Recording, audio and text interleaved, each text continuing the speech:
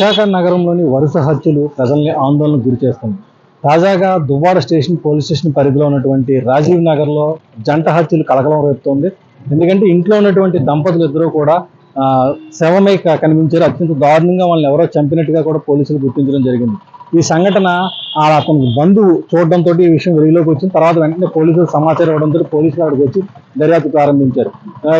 అయితే యాక్చువల్గా ఈ సంఘటన నిన్న సాయంత్రం వెలుగులోకి రావడం జరిగింది. కానీ వీళ్ళ దంపతులు ఇద్దరు హత్యలు కూడా గురువారం నాడు జరిగి ఉంటాయని చెప్పేసి పోలీసులు ఒక అంచనాకు వచ్చారు. ఇతను రిటైర్డ్ ఉద్యోగి యోగేంద్ర బాబు ఇతని పేరు. అతను 66 సంవత్సరాల వయసు. అలాగే అతని భార్య లక్ష్మి 52 సంవత్సరాల వయసు. వీళ్ళకి ఇద్దరు కుమార్తెలు ఉన్నారు. ఇద్దరు కూడా అమెరికాలో సెటిల్ అయ్యి అక్కడ వాళ్ళు ఉండడం జరిగింది. అయితే ఈ యోగేంద్ర బాబు అతను నేవల్ డాక్యుమెంట్లో రిటైర్డ్ అయ్యి అతను ఇంట్లో ఉంటుంటే వాళ్ళ భార్య ఒక స్కూల్లో టీచర్గా వర్క్ చేయడం జరుగుతుంది. ఇద్దరు మంచి సంపన్నులు అయినప్పటికీ కూడా ఇంట్లో ఇద్దరు మాత్రమే ఉంటున్నారు కనుక అపార్ట్మెంట్లో ఏం జరిగింది అన్నది ఇంకా పూర్తిగా దర్యాప్తులో మాత్రం తేలాల్సి ఉంది. అయితే కొంతకాలంగా ఈ విశాఖ నగరంలో వరుసగా జరుగుతున్న ఈ హత్యలు చూస్తుంటే నిజంగా స్థానికులంతా కూడా ఆందోళనకు గురయ్యే పరిస్థితి కనబడుతుంది. ఇప్పుడు వీళ్ళిద్దరు హత్య కూడా చూస్తుంటే, ఈ దంపతులు ఇద్దరు హత్య కూడా చూస్తుంటే ఒక విధంగా ఎవరు చేశారన్నది నిజంగా ఆశ్చర్యంగా ఉంది. ఎందుకంటే ఇంట్లో హాల్లోనేమో భర్త యోగేంద్ర బాబు శవమై కనిపించాడు. అలాగే మరో గదిలోనేమో లక్ష్మి తను కూడా రక్త మడుగులో పడి ఉంది. వీళ్ళిద్దరిని అత్యంత దారుణంగా ఎవరో చంపేసి మళ్ళీ ఇంటికి బయట తాళం పెట్టి వెళ్ళిపోయారు.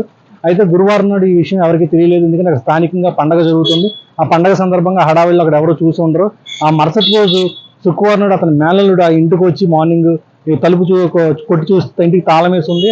అయితే వెళ్ళిపోయి మళ్ళీ తిరిగి సాయంత్రం వచ్చి మళ్ళీ చూస్తే అప్పటికి కూడా తాళం వేసి ఉంటే అనుమానం వచ్చి ఫోన్ చేస్తే ఇంట్లో ఫోన్ రింగ్ అవుతున్న శబ్దం వినిపించడంతో అనుమానం వచ్చి కిటికీలు తలుపులు తెరిచి చూస్తే హాల్లో రక్తపు మడుగులోని యోగేంద్ర బాబు చనిపోయి ఉండడం చూసి వెంటనే పోలీసులకు సమాచారం ఇచ్చారు. వెంటనే పోలీసులు హఠాత్తుగా ఏసీపీ ఆధ్వర్యంలో అక్కడ దర్యాప్తు ప్రారంభించారు. తలుపులు పగలగొట్టి ఇంట్లోకి వెళ్ళి క్లూస్ టీంతో మొత్తం ఆధారాలను సేకరించడం జరుగుతుంది. ఎలా జరిగింది, ఏం జరిగిందని ఇంకా తెలియాల్సి ఉంది. ప్రస్తుతం అయితే మాత్రం అక్కడ స్థానికంగా మొత్తం ఈ యొక్క అంశం కలకలం రేపుతుంది. ఎట్టి పరిస్థితుల్లోని ఇది ఎవరైనా దుండగుల చర్య, లేకపోతే ఇంట్లో ఏమైనా వస్తువులు ఎత్తుకెళ్ళిపోయారా, లేకపోతే ఏమన్నా కక్షతో కూడిన చర్య అన్నది ప్రస్తుతం దర్యాప్తులో తేలాల్సి ఉంది. పోలీస్ స్టేషన్ లిమిట్స్లో ఒక ఇంటిలో ఒక మృతదేహం ఉందన్నట్టు మన కంట్రోల్ రూమ్కి ఇన్ఫర్మేషన్ రావడం జరిగింది. దాని మీద వెంటనే మన దువ్వాడ ఇన్స్పెక్టర్ గారు వచ్చారు. అలాగే మన ఏసీపీ సౌత్ గారు కూడా వచ్చి ఆ ఇల్లు ఓపెన్ చేసి చూసిన తర్వాత మనకి ఆ చనిపోయిన వ్యక్తి భార్య మృతదేహం కూడా ఇంట్లో కనిపించింది. సో వెంటనే మన పోలీస్ కమిషనర్ సార్ కూడా వచ్చారు. మొత్తం విచారణ అంతా చేయడం జరిగింది.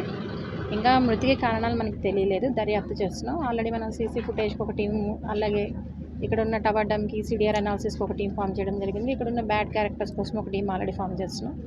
అలాగే లోకల్ ఇంటెలిజెన్స్ కలెక్ట్ చేయడానికి ఒక టీం ఫామ్ చేసాం.